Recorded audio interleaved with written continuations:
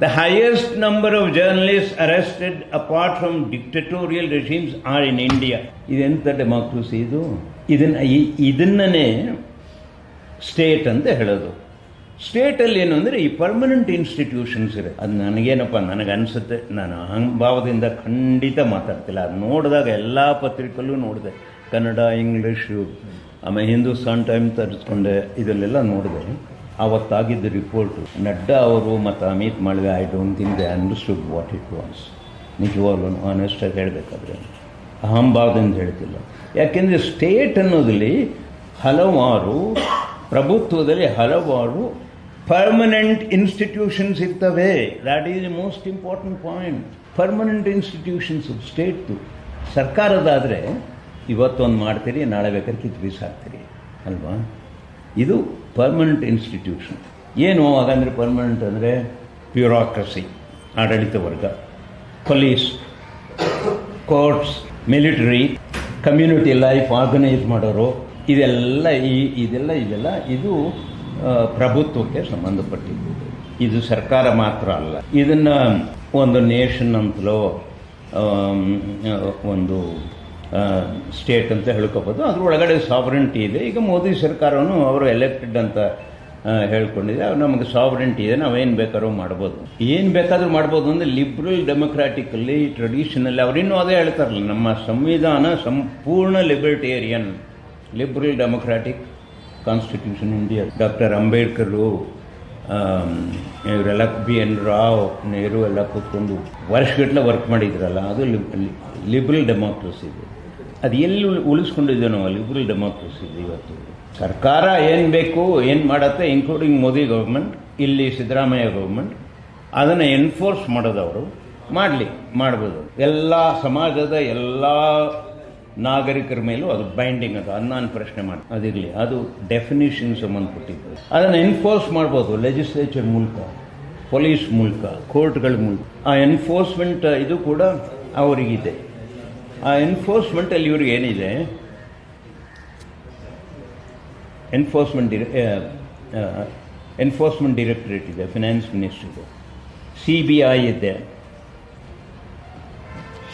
Arbitrary powers, unlawful activities prevention act, prevention of money laundering act, sedition. ನಿಮ್ಗೆ ಗೊತ್ತಿರ್ಬೋದು ಈಗಾಗಲೇ ಇಲ್ಲಿವರೆಗೆ 2015 ಅವರು 2014 ಬಂದರು, 15-16 ಇಯರಿಂದ 24ವರೆಗೂ ಕೂಡ CBI ಇನ್ವೆಸ್ಟಿಗೇಟ್ ಮಾಡಿರೋದು, ಚಾರ್ಜ್ ಮಾಡಿರೋದು, ED ಮಾಡಿರೋದು ಸುಮಾರು 80% ಎಲ್ಲವೂ ವಿರೋಧ ಪಕ್ಷಗಳ ನಾಯಕರ ಮೇಲೆ. ಅಂದರೆ ಇದು ಲಿಬ್ರಲ್ ಡೆಮೊಕ್ರಾಟಿಕ್ ಸ್ಟೇಟ್ ಅಲ್ಲ. ಇದು ಅವ್ರು ಏನು ಬೇಕಾ ಮೂಗಿನ ನೇರಕ್ಕೆ ಮಾತ್ರ ಮಾಡಿಕೊಡೋದು ಮಾಡ್ತಾ ಇದ್ದಾರೆ. ಸೊ ಆ ಸೆಡಿಷನ್ದು ಅಷ್ಟೇ ಮಾಡಿ ಅವರಿಬ್ಬರು ಜೈಲಿನಲ್ಲೇ ಸತ್ಬಿಟ್ರಲ್ಲ ಪಾಪ. ಆ ವಿಲ್ಸನ್ ಅನ್ನೋರು, ಆ ಸಾಯಿಬಾಬಾನೋ ಹೊರಗಡೆ ಬಂದರು, ಬಟ್ ತೀರ್ಕೊಂಡು.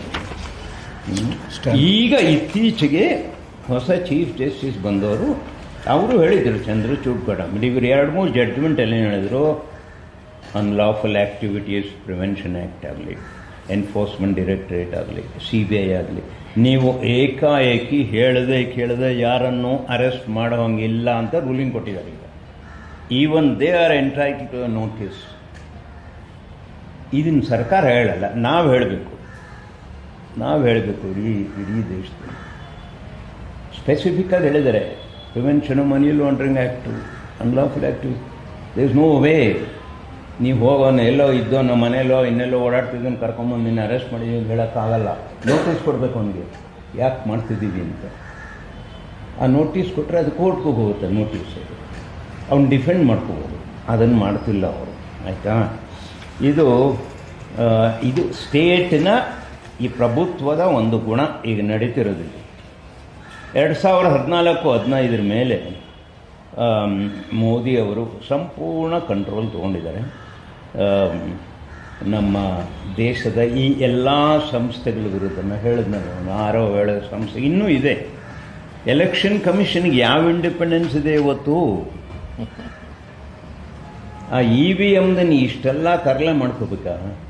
ಇಲ್ಲಿ ಭಾರತ್ ಎಲೆಕ್ಟ್ರಾನಿಕ್ಸಲ್ಲಿ ಮಾಡಿದ್ದು. ನಾನು ಆವಾಗ BELL ಒಂದು ಭಾಳ ದೊಡ್ಡ ಯೂನಿಯನ್ಗೆ ಅಧ್ಯಕ್ಷನಾಗಿ ಕರ್ಕೊಂಡು ಹೋಗ್ಬಿಟ್ಟಿದ್ರು. ನನಗೆ 13,000 ಜನ ವರ್ಕರ್ಸ್ ಇದ್ದಿತ್ತು. ನಾನು ಅಧ್ಯಕ್ಷ ಎಲೆಕ್ಷನಲ್ಲಿ. ಫಸ್ಟ್ EVM ಎಕ್ಸಿಬಿಷನ್ ನಾನು ಸೆಂಟ್ರಲ್ ಕಾಲೇಜ್ ಸೆನೆಟ್ ಹಾಲಲ್ಲಿ ಮಾಡಿದ್ದೆ. ಡೌಟ್ಫುಲ್ ಆಗಿದ್ದಾರೆ ಜನ. ಆಯಿತು, ಮಾಡಿಸಿ, ನೀವು ಎಕ್ಸಿಬಿಷನ್ ಮಾಡಿಸಿ, ನೀವು ಡಿಫೆಂಡ್ ಮಾಡೋದಿಲ್ಲ. ನೀವು ಎಲೆಕ್ಷನ್ ಗೆದ್ದಾಗ ಸುಮ್ಮನೆ ಇರ್ತೀರಿ, ಸೋತಾಗ ಮೆಷಿನ್ ಅಂತ ಹೇಳ್ತೀರಿ. ಅದು ಇರ್ಬೋದು, ಅವಕಾಶವಾದಿತನ ಇರ್ಬೋದು ಕೆಲವು ಪಾರ್ಟಿಗಳಿಗೆ. ಬಟ್ ಇಷ್ಟು ಅಷ್ಟು ಮಾತ್ರ ಸಾಕಾಗಲ್ಲ ಅನಿಸುತ್ತೆ. ಮತ್ತು ಏನೇ ಹೇಳಿದ್ರು ಕೂಡ ನೀವು ಕಾನೂನು ಸುವ್ಯವಸ್ಥೆ ವಿರೋಧ ಮಾಡ್ತಾ ಇದ್ದೀರಿ. ಸ್ಟೇಟ್ನ ಅಟ್ಯಾಕ್ ಮಾಡಿದ್ರು ಅಂತ ಈ ಅಮಿತ್ ಮಾಳವೀಯ ಅವರು ಹೇಳೋದಲ್ಲ. ಜಯಪ್ರಕಾಶ್ ನಾರಾಯಣ್ ಅವರು ಏನಪ್ಪ ಮಾಡಿದ್ದು? ಜಯಪ್ರಕಾಶ್ ನಾರಾಯಣ್ ಅವರು ಮಾಡಿದ್ದೇನು?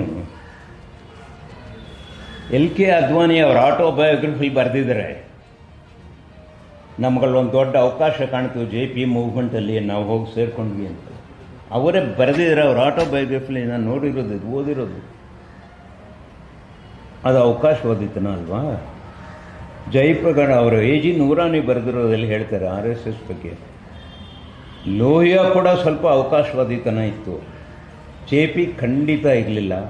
ಬಟ್ ಫೇಟಲ್ ಮಿಸ್ಟೇಕ್ ಮಾಡಿಬಿಟ್ಟು, ನೀವು ಬನ್ನಿ ನಮ್ಮ ಜೊತೆ ಸೇರಿಕೊಂಡು.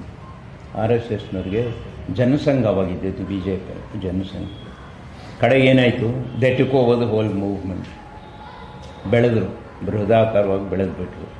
ಸೊ ಇದು ಭಾಳ ಇದೆ. ಅದಕ್ಕೇ ರಾಹುಲ್ ಹೇಳಿದ್ದು 2 ಪಾಯಿಂಟ್ ಮಾತ್ರ ನೋಡಿ. ಒಂದು, the BJP and RSS have captured every single institution in this country. ನನಗೆ ಉದಾಹರಣೆ ಕೊಟ್ಟು CBI ಎನ್ಫೋರ್ಸ್ಮೆಂಟ್ ಡೈರೆಕ್ಟರೇಟ್. ಆಂಧ್ರದಲ್ಲಿ ಒಂದು ಕೇಸ್ ಆಯಿತು 1 ವರ್ಷದಿಂದ. ಹನುಮಂತಂದರೆ ಅವನು ಯಾರೋ ಒಬ್ಬ BJPಲಿದ್ದ, ಅಪಾರ ಶ್ರೀಮಂತ. ಅವನ ಹೆಸರು ಮರ್ತೋಯ್ತಪ್ಪ, ನನ್ನ ಫೈಲಲ್ಲೆಲ್ಲೋ ಇದೆ. ಅಪಾರ ಶ್ರೀಮಂತ. ಅಲ್ಲಿ ಏನೋ ತೊಂದರೆ ಆಯಿತು, ಅವ್ನು ಬಿಟ್ಬಿಟ್ಟು ಕಾಂಗ್ರೆಸ್ ಸೇರಿಬಿಟ್ಟ. 2 ದಿವಸದ ಮೇಲೆ ಎನ್ಫೋರ್ಸ್ಮೆಂಟ್ ಡೈರೆಕ್ಟರೇಟ್ ಅವನ ಆಫೀಸ್ಗೆ ಹೋಗೋನು ಅರೆಸ್ಟ್ ಮಾಡ್ತಾರೆ BJP. 2 ದಿವಸದ ಮೇಲೆ 48 hours. ಇದು ಯಾವ ರೀತಿ ನೀತಿ ಹೇಳಿದ್ರು? ಅದನ್ನ ಹೇಳಿದ್ದು ರಾಹುಲ್. ನಾವು RSS BJP ಮಾತ್ರ ಫೈಟ್ ಮಾಡಬಾರ್ದು. We are compel to fight the Indian state ಅಂತ. ಇವರು ಈ ದಡ್ರು, ಇವ್ರಿಗೆ ಅರ್ಥವಾಗದೇ ಸ್ಟೇಟ್ ಅಂದರೆ ಏನು, ಇಡೀ ನಮ್ಮ ಫ್ಲ್ಯಾಗು, ನಮ್ಮ ಇಂಡಿಪೆಂಡೆನ್ಸ್ ಎಲ್ಲ ಅಟ್ಯಾಕ್ ಮಾಡ್ತೀನಿ. ಇಂಡಿಪೆಂಡೆನ್ಸ್ ಅಟ್ಯಾಕ್ ಮಾಡಿದ ಮೋಹನ್ ಭಾಗವತ್ ಪುರುಷ ಹನುಮಂತಯ್ಯನವ್ರು ಹೇಳ್ಬೋದು. ಅದು ರಾಮ ಇದು ಎಂಥದ್ದು ಅಯೋಧ್ಯೆ ಎಸ್ಟಾಬ್ಲಿಷ್ ಆಗಿದ್ದ ದಿವಸ ಮಾತ್ರ ನಿಜವಾದ ಇಂಡಿಪೆಂಡೆನ್ಸ್ ಅಂತ ಒಂದು. ಅಲ್ಲಿ ಮಾತಾಡೋವಲ್ಲೇ ಇನ್ನೊಂದು. ಮೋಹನ್ ಭಾಗವತ್ ಅವರು ಭಾಳ ವಿತ್ ಗ್ರೇಟ್ ರೆಸ್ಪೆಕ್ಟ್ ಹೇಳ್ತೀನಿ. ಅವರು ಸಿಂಪಲ್ ಲಿವಿಂಗ್ ಇರ್ಬೋದು, ಎಲ್ಲ ಇರ್ಬೋದು. ಗೋಲ್ವಾಲ್ಕರ್, ಹೆಡ್ಗೆವಾರ್ ಅವರ ಸಂಪೂರ್ಣ ಫಾಲೋವರ್ ಅವರು 6 ತಿಂಗಳಿಗೊಂದು ಸರಿ ಅವಕಾಶವಾದಿ ರೀತಿಯಲ್ಲಿ ಅವರ ಹೇಳಿಕೆಯನ್ನು ಬದಲಾಯಿಸ್ತಾರೆ. ಅವರ ಮದರ್ ತೆರೇಸಾ ಬಗ್ಗೆ ಹೇಳಿದ್ದು ನೋಡಿದ್ರೆ ನೀವು, ಡಿಸ್ಗ್ರೇಸ್ಫುಲ್ ಅದು. ಮದರ್ ತೆರೇಸಾಗ ಒಂದು ಹಿಡನ್ ಅಜೆಂಡಾ ಇದೆ. ಈ ದೇಶಕ್ಕೆ ಬಂದು ಬಡವರಿಗೆ ನೋಡ್ಕೊಳ್ತೀವಿ ಅಂತ ಹೇಳ್ತಾರೆ, ಬಟ್ ಕನ್ವರ್ಟ್ ಮಾಡಬೇಕು ಕ್ರಿಶ್ಚಿಯಾನಿಟಿಗೆ. 2 ವರ್ಷ ಆಕೆ ಈಸ್ಟ್ ಯುರೋಪಿಯನ್ ಕಂಟ್ರೀಲಿ ಇದ್ಲು. ಅಲ್ಲಿ ಎಲ್ಲ ರೋಮನ್ ಕ್ಯಾಥಲಿಕ್ಸು, ಕನ್ವರ್ಷನ್ ಪ್ರಶ್ನೆ ಇದ್ದಿಲ್ಲ. ಅಲ್ಲಿ ಕೆಲಸ ಮಾಡಿದ್ರು ಬಡವರು ಕೊಡೋರು. ಒಂದು ಸ್ವಲ್ಪ ದಿವಸ ಆದಮೇಲೆ ಇವು ಖುರೇಶಿ ಇದ್ದರು, ಚೀಫ್ ಎಲೆಕ್ಷನ್ ಕಮಿಷನರು. ಮತ್ತು ಇನ್ನೊಬ್ಬರು ಬರೆದ ಮೇಲೆ ಇವರು ಇಲ್ಲ, ಅದು ಆ ಥರ ಅಲ್ಲ ನಾ ಅಂದ್ಕೊಂಡಿದ್ದು ಅಂತ ಭಾಗವತ್. ಒಂದು ಒಳ್ಳೆ ಇಂಟರ್ವ್ಯೂ ಇದೆ ನೋಡಿ ನೀವು ದಯವಿಟ್ಟು. ಕರಣ್ ಥಾಪರ್ದು ಇಂಟರ್ವ್ಯೂದು ಪಬ್ಲಿಷ್ ಆಗಿರೋದಿದೆ. ಅದರಲ್ಲಿ ಖುರೇಶಿ ಮತ್ತು ಜಂಗ್ ಅಂತ ಲೆಫ್ಟಿನೆಂಟ್ ಗವರ್ನರ್ ಅದು ಯೂಟ್ಯೂಬಲ್ಲಿ ಪ್ಲಸ್ ಇವರು ಮೋಹನ್ ಭಾಗವತ್. ಚೆನ್ನಾಗಿದೆ. ಈಗ ಒಂದು ವರ್ಷ ಆಗಿದೆ ಅಷ್ಟು ಬಂದು. ಇವ್ರದ್ದು ಬಹಳ ಇದೆ, ಇವ್ರದ್ದು ಇವರ ಅವತಾರಗಳು. ಇದನ್ನು ಬಚ್ಚಿಡ್ತಾರೆ. ರಾಹುಲ್ ಗಾಂಧಿ ಪ್ರತಿ ಮೀಟಿಂಗಲ್ಲೂ ಇದನ್ನೆಲ್ಲ ಹೇಳೋಕ್ಕಾಗೋದಿಲ್ಲ. ಈಗ ನಾವೇನೋ ಅಪರೂಪಕ್ಕೆ ಹೇಳ್ಬೋದು. ನೋಡಿ, ಈ ಸರ್ಕಾರದವರು ಹೇಟ್ ಸ್ಪೀಚ್, ಮೋದಿ ಸರ್ಕಾರದವರು ಹೇಟ್ ಸ್ಪೀಚ್, ದ್ವೇಷದ್ದು ಭಾಷಣಗಳು ಈಸ್ ವೆರಿ ಡಿಫ್ರೆಂಟ್ ಫ್ರಾಮ್ ದೇಶದ್ರೋಹ, ಸೆಡಿಷನ್ ಸ್ಪೀಚ್ ಅಂತಾರಲ್ಲ. ಅಲ್ಲ, ಸಾರಿ, ಇದು ನಾಟ್ ಡಿಫ್ರೆಂಟ್, ಸಾರಿ, 2 ಒಂದೇ ಅಂತ ಹೇಳ್ತಾರೆ. ಸುಪ್ರೀಂ ಕೋರ್ಟ್ ರೂಲಿಂಗಲ್ಲಿ ಎರಡು ಒಂದಲ್ಲ, ಅದು ಬೇರೆ ಬೇರೆ ಅಂತ ಹೇಳಿದ್ರು. ಇದ್ರಲ್ಲಿ ಬಂದು Supreme Court hate speech is not the same as sedition. ಎಷ್ಟಾಗಿದೆ ರೀ ಈ ಥರದ್ದು, ಒಂದಾದ್ಮೇಲೆ ಒಂದು. ನಿಮ್ಗೆ ಹೇಳಿದ ರಿಲಿಜಿಯಸ್ ಫ್ರೀಡಮ್ದು ಯುನೈಟೆಡ್ ನೇಷನ್ಸ್ ಕಮಿಷನ್ದು ಉದ್ದಕ್ಕಿದೆಯಾ, ಫಸ್ಟ್ ಅಪ್ಪದ ರಿಪೋರ್ಟ್ ಇದೆ ನೋಡಿ ನೀವು. ಇಲ್ಲಿಲ್ಲ, ಆ ಫ್ರೀಡಮ್ ಇಲ್ಲ. ಸುಮ್ಮನೆ ಒಂದು 4-5 ತೊಗೊಂಬಂದೆ ನಾನು, ಇಷ್ಟಿದೆ ವಂಚದು.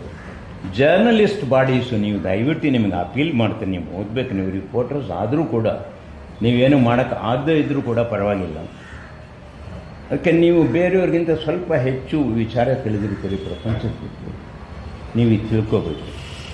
ನೋಡಿ, ಜರ್ನಲಿಸ್ಟ್ ಬಾಡೀಸ್ ಇಲ್ಲಿ ಈ ದೇಶದಲ್ಲಿ 2024 ಅಕ್ಟೋಬರ್ನಲ್ಲಿ ಹೇಳಿರೋದು, we pledge to resist attacks on the freedom of media.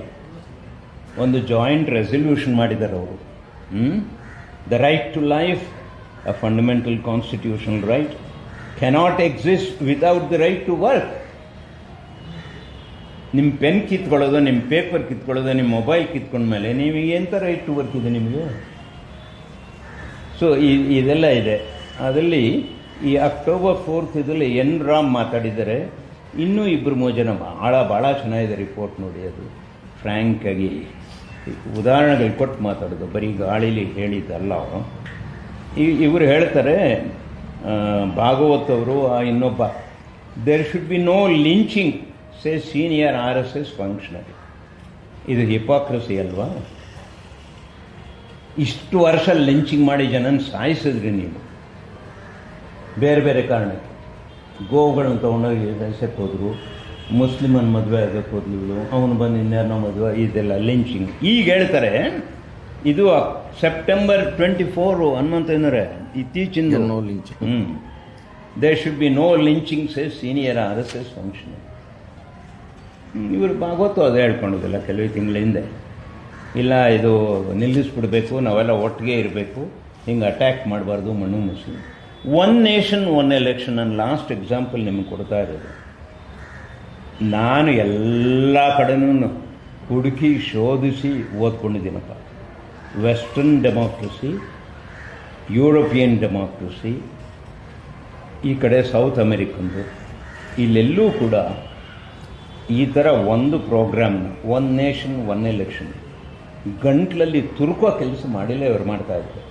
ಸಣ್ಣ ಪುಟ್ಟ ಪಾರ್ಟಿಗಳು ನಿರ್ನಾಮ ಆಗೋಗ್ತವೆ. ಬೇಕು ಸಣ್ಣ ಪುಟ್ಟ ಪಾರ್ಟಿಗಳು, ಅವರು ರೆಪ್ರೆಸೆಂಟ್ ಮಾಡೋದೇ ಒಂದು ಸಣ್ಣ ಗ್ರೂಪ್ದು,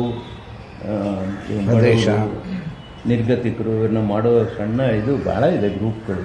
ಇಲ್ಲಿ ಮಾತ್ರ ಅಲ್ಲ, ಬಿಹಾರದಲ್ಲಿದೆ, ಮಧ್ಯಪ್ರದೇಶದಲ್ಲಿದೆ, ವೆಸ್ಟ್ ಬೆಂಗಾಲ್ನಲ್ಲಿದೆ. ಈಗ ಅದನ್ನೆಲ್ಲ ಕೊಂದುಬಿಡ್ತಾರೆ.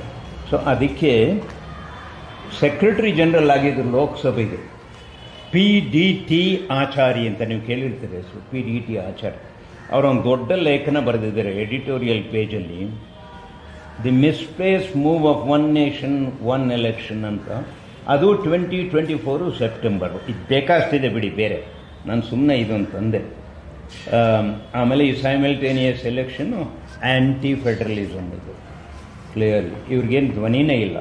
ಇವತ್ತು ಬಂದಿದೆಯಲ್ಲ ಹೆಡ್ಲೈನ್ ನೋಡಿದ್ರ, ಯಾರೇನಾರು ಹೇಳ್ಕೊಳ್ಳಿ ನೀವು, one nation one election, we are bound to do that, will go ahead with that ಅಂತ ಹೇಳ್ಕೊಂಡಿದ್ದಾರೆ.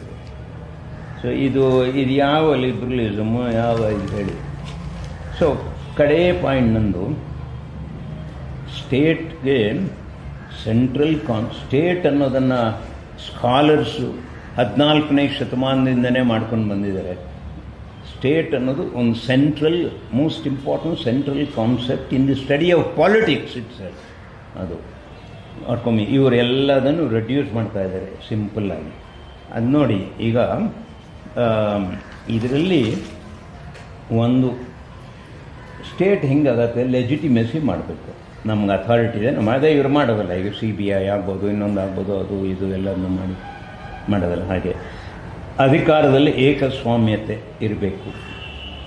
ಅದು ಲಿಬ್ರಲ್ ಡೆಮೊಕ್ರಾಟಿಕ್ ರೆಜಿಮ್ ಅಲ್ಲ, ಅದು ಡೆಮೋಕ್ರಸಿ ಹೆಸರು. ಈಗ ಇನ್ಸಿಡೆಂಟಲಿ ನೀವೆಲ್ಲರೂ ಮಾತಾಡೋದಕ್ಕಿಂತ ನಾವೆಲ್ಲರೂ ಮಾತಾಡೋದಕ್ಕಿಂತ ಹೆಚ್ಚು ಸಂವಿಧಾನದ ಬಗ್ಗೆ ಮಾತಾಡ್ತಿರೋದು ಅಮಿತ್ ಶಾ ಮತ್ತು ನರೇಂದ್ರ ಮೋದಿಯವರು.